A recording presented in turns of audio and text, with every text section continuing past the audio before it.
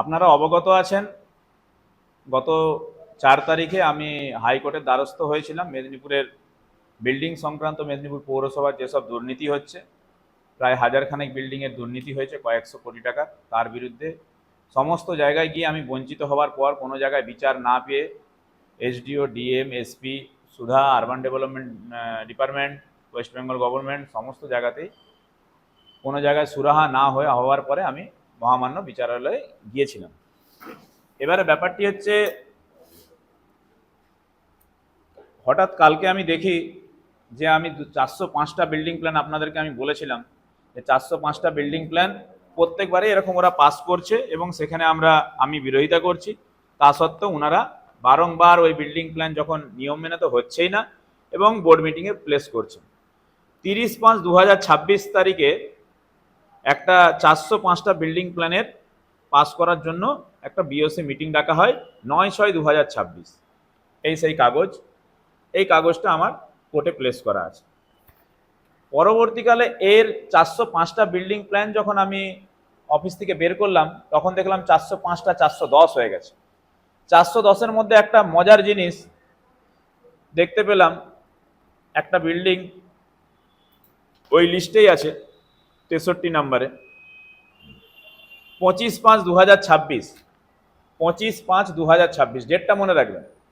পরিবর্তনের পর, নতুন সরকার আসার পর এই প্রসেসটা কন্টিনিউ চলছে, তৃণমূলের আমলেও চলেছে এবং বর্তমান শাসকের আমলেও চলছে। জিরো টলারেন্স বলা হচ্ছে, কিন্তু এখানে দেখা যাচ্ছে যে সেই একই রকমভাবে ইলিগাল বিল্ডিং প্ল্যান পাস হচ্ছে। 25/5/2026 তারিখে একটা বিল্ডিং প্ল্যান দেখলাম ওই বিল্ডিংয়ের মধ্যেই, যেটির নাম হচ্ছে সৌমেন খান এবং সেখানে ডিজিটালি সিগনেচার করছেন চেয়ারম্যান সৌমেন খান। ভালো কথা, হতে পারে ওনার নিজের নামে। এইখানে 25/5/2026-এর যে বিল্ডিং প্ল্যানটা বেরিয়েছে তার নাম্বার হচ্ছে SWS OBPS /16/2026/0205, dated 25/5/2026, is valid for residential purpose. Valid for residential purpose মানে জনগণের বসবাসের জন্য, সাধারণ পাবলিক বাড়ির জন্য। বিল্ডিং প্ল্যানটাই যখন ঢুকা যাচ্ছে, পারমিটে হচ্ছে রেসিডেন্সিয়াল পারপাস, আর বিল্ডিং প্ল্যানটা যখন খোলা যাচ্ছে তখন দেখা যাচ্ছে the plan showing for proposed first, second and third floor over existing ground floor commercial building of Somen Khan, son of late Madan Mohan Khan at Mouja Bibiganj, jail number 180। তাহলে পারমিটে বেরালো residential এবং প্ল্যানে বেরাচ্ছে commercial. এবং commercial building করতে গেলে 40% ground coverage লাগে, মানে আপনার যদি 100 স্কোয়ার মিটার জায়গা হয় 40 স্কোয়ার মিটার জায়গায় আপনি কমার্শিয়াল বিল্ডিং করতে পারেন। তিনি করেছেন কত? তার টোটাল জায়গা 247 স্কোয়ার মিটার, উনি করেছেন 221 স্কোয়ার মিটার, হবার কথা 128, মানে যেটা হবার কথা পারমিসেবল গ্রাউন্ড কভারেজ তার ডবল হয়েছে। কার প্ল্যান? চেয়ারম্যান সৌমেন খানের।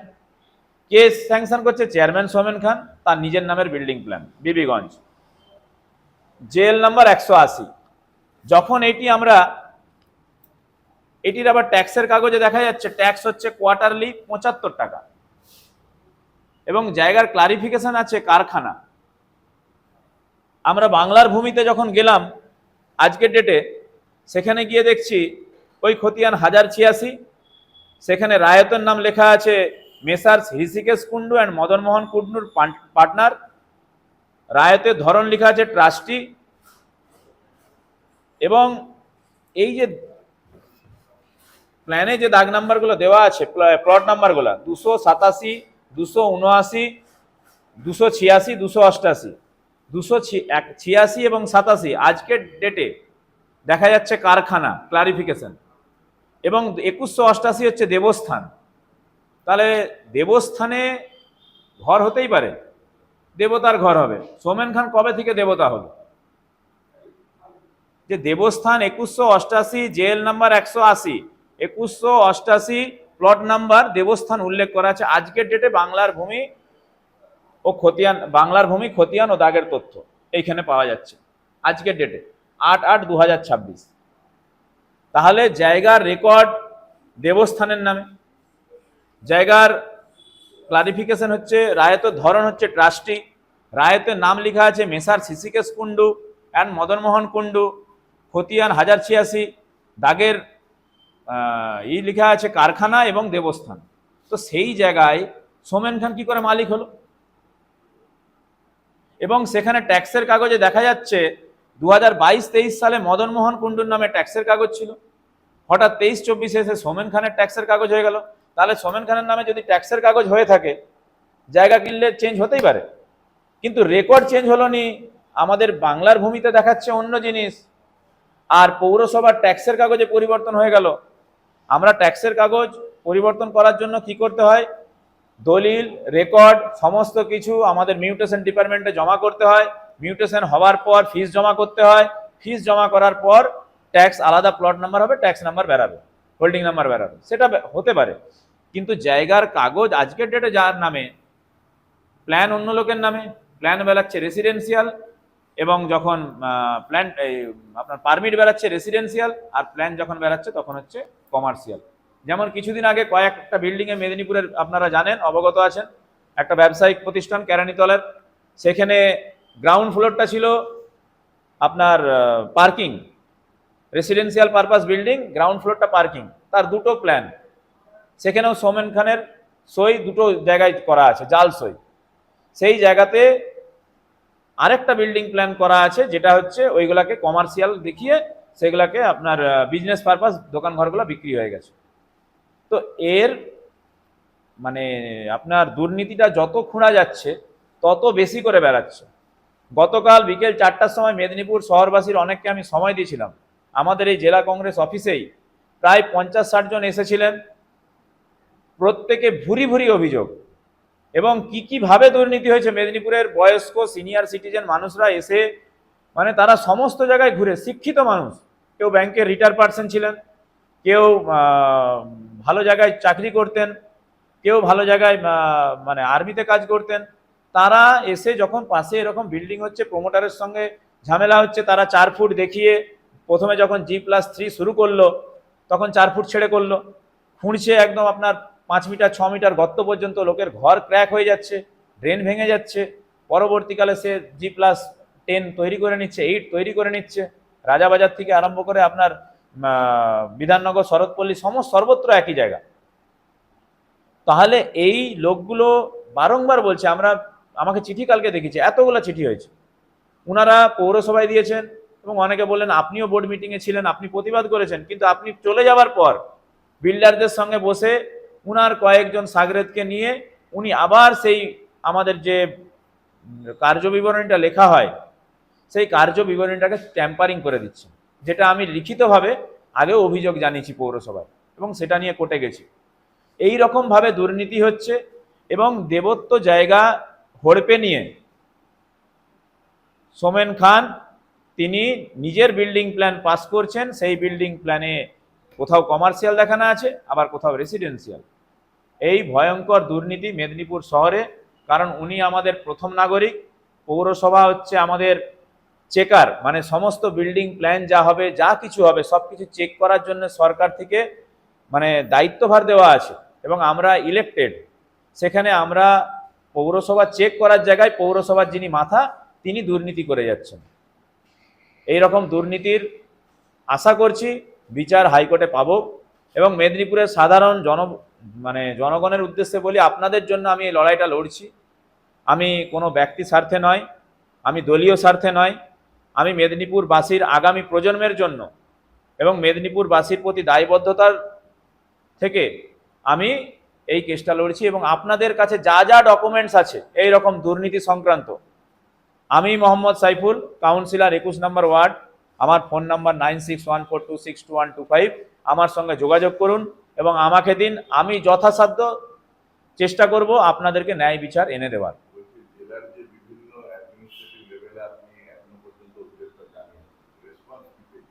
রেসপন্স ওই যে আপনার চিঠিতে আসছে বারবার, টেকে নেসেসারি স্টেপ, হ্যাঁ, মানে ব্যাপারটা দেখে আপনারা যথাযথ ব্যবস্থা নিন, এইরকম আর কি। মানে ওই আমার চিঠিটাকে ফরওয়ার্ড করে দিচ্ছে, ফরওয়ার্ড করে বলছে আপনারা এটা দেখুন। আপনার মনে হয় তৃণমূলের ভালো তৃণমূল খারাপ খারাপ তৃণমূল হয়ে যাওয়ার পর এর এগেনস্টে কোনো পদক্ষেপ নেওয়া হতে পারে? দেখুন, সবাই তো ভালো তৃণমূল। আমি মামলাটা করেছি জনস্বার্থে।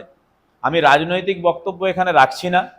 কে ভালো তৃণমূল, কে খারাপ তৃণমূল আপনারাই জানেন। কে কাকে বলেছিল 4 তারিখের পর ডিজে বাজাবে, কে কার সঙ্গে আবার ছবি তুলছে, এগুলা অনেক যারা আশা নিয়ে ভোট দিয়েছিলেন, যারা সরকারে এনেছিলেন তারাও আশাহত হচ্ছেন, আমরাও আশাহত হচ্ছি। কারণ আমরা ভেবেছিলাম যে সরকার আসার পর একটা সুরাহা হবে, কিন্তু যারা এরকমভাবে জায়গা জমি হড়পে রেখেছে এবং দুর্নীতি করেছে, তাদের তো সত্যি কথা বলুন তো তারা কখনোই শাসক দল ছাড়া বাঁচতে পারবে না। তারা সবসময় চাইবে শাসক দলের শেল্টারে থাকতে, কারণ শাসক ছাড়া এদের স্থান হবে কারাগারের পেছনে। এবারে শাসক দলকে এরা বিভিন্নভাবে তুষ্ট করার চেষ্টা করবে, এবং শাসক দলের সবাই তো খারাপ হবে না। বিভিন্ন সময় সব রাজনৈতিক দলে কিছু ভালো ব্যক্তি আছেন, কিছু খারাপ ব্যক্তি আছেন। আমাদের মাননীয় মাননীয় মুখ্যমন্ত্রী শুভেন্দু অধিকারী কিছুদিন আগেই বলেছিলেন যে মেদিনীপুরে টাকা আসছে কোথা থেকে, এ টাকার উৎস কি, এবং তিনিও জানেন ভালোভাবে। তার হয়তো এখন বিভিন্ন কাজের চাপে হয়তো ভুলে গেছেন। আপনাদের মাধ্যমে দৃষ্টি আকর্ষণ করতে চাইছি, উনি যেভাবে জিরো টলারেন্স বলছেন এবং উনি যেভাবে দুর্নীতিটা মেদিনীপুরে জানেন, আশা করি আমাদের মুখ্যমন্ত্রীর উপর আশা রাখছি। শুভেন্দুদা নিজের শহর, নিজের জেলা, একসময় অবিভক্ত মেদিনীপুর জেলা, সেই জেলার পুরনো শহর মেদিনীপুর শহর, সেই শহর স্বাধীনতা সংগ্রামের শহর, সেই শহরকে যেভাবে কংক্রিটের জঞ্জালে পরিণত করা হচ্ছে, মেদিনীপুর মিউনিসিপ্যালিটি বিল্ডিং রুলসটাকে পুরোপুরি ভায়োলেট করে, সেটার বিরুদ্ধে উনি ব্যবস্থা নেবেন। এবং কথা বলে কিছু লাভ হবে না। বারংবার চিঠি আকারে দিয়েছি, বোর্ড মিটিংয়ে বলেছি, বোর্ড মিটিংয়ে অনেক কথা কাটাকাটি হয়েছে, উনি চুপ করে থাকেন। প্রত্যেকবারই বলেন এই ভুলটা আর করব না। উনি কোনো নিয়ম নাকি জানেন না। এখানে একটা দেখুন, এখানে একটা লেখা আছে, বিল্ডিং প্ল্যানটা যে সোমেন খান নিজের নামে পাস হয়েছে, এখানে লেখা আছে subject issue of the sanction of erection of the building plan and issuing the building permit under rule 21। এই আন্ডার রুল 21টা কি? মিউনিসিপ্যালিটি অ্যাক্টে লেখা আছে।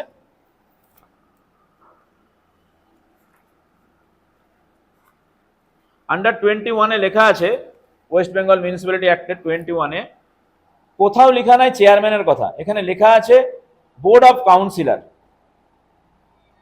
Board of councillor shall buy written order, board of councillor written order দেবে, তারপরে এই building প্ল্যানটা pass হবে। আপনারা চেয়ারম্যান সাহেবকে জিজ্ঞাসা করুন 25/5/2026-এর আগে কবে বিল্ডিং প্ল্যানটা পাস হয়েছে, কোন বোর্ড মিটিংয়ে পাস হয়েছে, এবং যদি পাস হয়ে থাকে তাহলে বোর্ড মিটিংটা কল করলেন কেন 30/5/2026-এ? চেয়ারম্যানের বিরুদ্ধে এর আগেও একটা অভিযোগ উঠেছিল, যে কারণে পুরসভার যে একাংশ, বোর্ডের যে একাংশ, তারা বিক্ষোভ রেখেছে। চেয়ারম্যান সমস্ত সিদ্ধান্ত নিজে নেন, বোর্ডে কারোর কথা শোনেন না। এই বিষয়টা কি বলবো? দেখুন, এইখানে আমাদের বোর্ড অফ কাউন্সিলর, সমস্ত রুলসে লেখা আছে বোর্ড অফ কাউন্সিলর, 25 জন কাউন্সিলর। সংখ্যাধিক্যের জন্য তারা ভোটাভুটি করতে পারেন, কোনো বিষয়ে দ্বিমত থাকলে 13-12 যারা 13 জন একদিকে ভোট দিলেন তারা সেই সিদ্ধান্ত নিতে পারেন, কিন্তু আইনের বাইরে কেউ কোনো সিদ্ধান্ত নিতে পারেন না। সমস্ত বিল্ডিং প্ল্যান পাস হওয়ার কথা বোর্ড অফ কাউন্সিলরদের মিটিংয়ে আলোচনার পূর্বক এবং আলোচনার সাপেক্ষে, এবং এই ওয়েস্ট বেঙ্গল মিউনিসিপ্যালিটি অ্যাক্ট অনুযায়ী। তিনি মিটিংটাই কল করেননি, তিনি নিজে চিঠি দিয়ে আপলোড করে দিয়েছেন। আমাদের দায়িত্বভার উনি কি করে নেবেন? এই এখতিয়ার নাই তো ওনার কাছে, ওই জন্যই তো আমি কোর্টে গেছি। উনি নিজে কিছু করতে পারেন না। বোর্ড অফ কাউন্সিলরের সিদ্ধান্ত এক্সিকিউট করার জন্য চেয়ারম্যান নিজের সাইনটা করতে পারে। যখন বোর্ড অফ কাউন্সিলর সিদ্ধান্ত হয়ে গেল যে এই বিল্ডিং প্ল্যানটা ছাড়া হবে, তখন চেয়ারম্যান ওটাই সাইন করতে পারেন আমাদের প্রতিনিধি হিসাবে। এবং এইখানে একটা প্রশ্ন চলে আসছে যে উনি তাহলে সমস্ত কাউন্সিলরকে ফাঁকি দিয়ে এই যে আপনার অনেক বিল্ডিং এ দেখবেন বিল্ডিং প্ল্যানটা পাস হয়নি, বোর্ড মিটিং এ পাস হয়নি, কিন্তু বিল্ডিং প্ল্যানটাও ছেড়ে দেওয়া হয়েছে এবং বিল্ডিং এর কমপ্লিশন সার্টিফিকেটটাও দিয়ে দেওয়া হয়েছে। এই কমপ্লিশন সার্টিফিকেটটা আমাদের ইঞ্জিনিয়ার যারা আছেন পৌরসভার পিডব্লিউডি সেকশনে, তারা যাবে, দেখে আসবে, তারা একটা সার্টিফিকেট ইস্যু করবে, তারপরে চেয়ারম্যান দেবে। সেটাও কিন্তু বোর্ডে আলোচনা হয়। আপনারা জিজ্ঞাসা করবেন যে কোনো ইঞ্জিনিয়ারকে ধরুন যে আপনার কমপ্লিশন সার্টিফিকেটে সই করেছিলেন, কোনো পৌরসভা যতগুলো ইঞ্জিনিয়ার আছে আপনারা ধরুন কাউকে, তারা বলবেন না, চেয়ারম্যান নিজেই করে দিয়েছেন। তাহলে উনি যখন নিজেই পারমিশন দিচ্ছেন, নিজেই সই করছেন, নিজেই কমপ্লিশন দিচ্ছেন, মানে দুর্নীতিটা কত বৃহৎভাবে, মানে মেদিনীপুর শহরে যত বিল্ডিং উঠেছে ইললিগ্যাল, যত প্ল্যান পাস হয়েছে, সবার মাথা একজনই, সেটা চেয়ারম্যান এবং এক্সিকিউটিভ অফিসার। এক্সিকিউটিভ অফিসার হচ্ছে নোডাল অফিসার, উনার আইডিতে ফার্স্টে কোড নাম্বারটা আসে। চেয়ারম্যান এবং এক্সিকিউটিভ অফিসার মিলিতভাবে এই চক্রটা চালিয়েছেন। আনুমানিক কত টাকার কয়েকশো কোটি টাকা দুর্নীতি। রাজ্য রাজনীতিতে এই মুহূর্তে শীর্ষস্থানে আছে টুলুমন্ত্র। তৃণমূলের সরকার থাকাকালীন হঠাৎই মেদিনীপুরে আবাসে রাজা দিঘির পারে এক কন্ট্রাক্টরের বাড়িতে ইডি হানা দিয়েছে।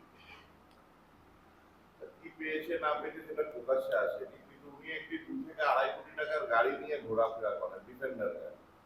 আপনার মনে হয় না যে মেদিনীপুরেও তদন্ত হওয়া উচিত? দেখুন, কেউ 2 কোটি 2.5 কোটি টাকার গাড়ি নিয়ে ঘুরতেই পারেন, তার আইটি ফাইল দেখতে হবে, তার কি ব্যবসার অবস্থান আছে দেখতে হবে, তিনি কত টাকা ইনকাম করেন সেটা দেখতে হবে। কারো আজকে আমাদের মেদিনীপুরে 2.5 কোটি টাকার গাড়ি একটা দেখা যাচ্ছে বলে চোখে পড়ছে, কিন্তু কলকাতার বুকে, দিল্লির বুকে দেখবেন না শয়ে শয়ে হাজার হাজার গাড়ি আছে। তার কনসার্ন ডিপার্টমেন্ট আছে, তার আইটি আছে, জিএসটি আছে, দেখতে হবে তার ফাইল, না দেখে তো বলা যাবে না। হ্যাঁ, এবারে দুর্নীতিটা আলাদা বিষয়। কেউ কারো টাকা থাকতেই পারে, সে 5 কোটি টাকা 10 কোটি টাকার বাড়ি করতেই পারে। শাহরুখ খান 1000 কোটি টাকার বাড়ি করেছে, তার ইয়ে আছে। বিভিন্ন লোকের বিভিন্ন রকম থাকতেই পারে, সে আইটি ফাইল, তার এটা তদন্ত সাপেক্ষ না হয়ে বলতে পারবো না।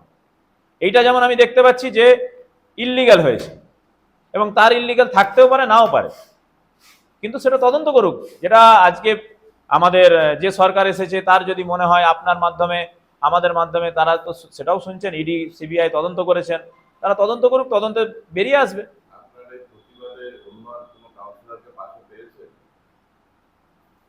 শুনুন, আমাদের পৌরসভায় 25টা ওয়ার্ডের মধ্যে তো আমি একা কংগ্রেসের কাউন্সিলর জিতেছিলাম, এবং বাকি ম্যাক্সিমাম কাউন্সিলরই সব তৃণমূল কংগ্রেসের। এবং তৃণমূল কংগ্রেস মানেই পাবলিকের কাছে একটা চোর আর তৃণমূল দুটো সমার্থক শব্দ হয়ে দাঁড়িয়েছিল। সেহেতু তৃণমূলের কাউন্সিলরদের মধ্যে 2-1 জন যদিও চুরি করেননি, কিন্তু এই অ্যালিগেশনের জন্য তারাও সেরকমভাবে সক্রিয় নয়। কিন্তু আমার সঙ্গে সবাই যোগাযোগ করেছেন এবং লড়াইয়ে সমর্থন জানিয়েছেন, এবং বলেছেন তুমি লড়াই করো, আমরা তোমার পাশে আছি। ওনাদের পাশে থাকা না থাকাটা কোনো ম্যাটার করছে না।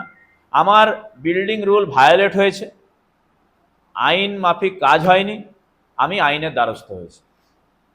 আমাদের কাছে রেসিডেন্সিয়াল প্ল্যান পাস করিয়ে নিয়ে যে কেউ যদি কমার্শিয়াল করে তারা আবার কমার্শিয়ালের জন্য আপিল করলে সেই কমার্শিয়াল ফিজটা জমা দিতে হয়, দিলে সেই প্ল্যানটাও আবার অ্যাপ্রুভ হয়।